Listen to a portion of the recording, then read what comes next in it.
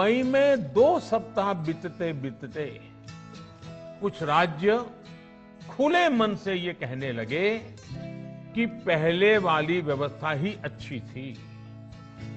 धीरे धीरे इसमें कई राज्य सरकारें जुड़ती चली गई। वैक्सीन का काम राज्यों पर छोड़ा जाए। जो इसकी वकालत कर रहे थे उनके विचार भी बदलने लगे। एक अच्छी बात रही कि समय रहते राज्य पुनर्विचार की मांग के साथ फिर आगे आए।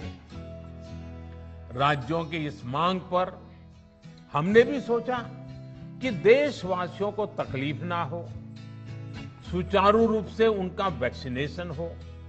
इसके लिए 1 मई के पहले वाली, यानी 1 मई के पहले 16 जनवरी से अप्रैल अंत तक जो व्यवस्था थी, पहले वाली पुरानी व्यवस्था को फिर से लागू किया जाए। साथियों, आज ये निर्णय लिया गया है कि राज्यों के पास वैक्सीनेशन से जुड़ा जो 25% काम था, उसकी जिम्मेदारी भी भारत सरकार उठाएगी।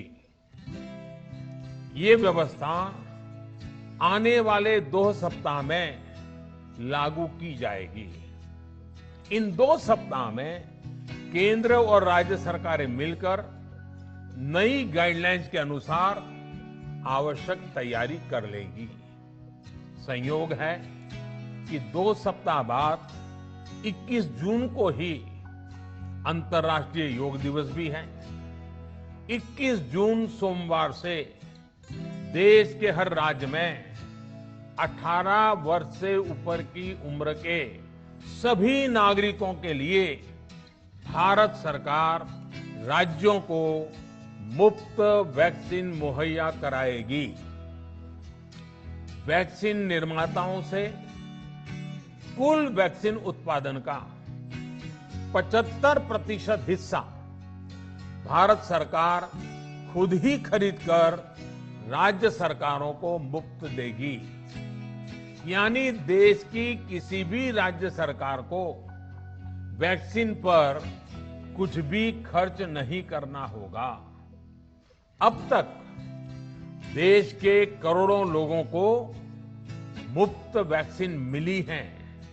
अब 18 वर्ष की आयु के लोग भी इसमें जुड़ जाएंगे।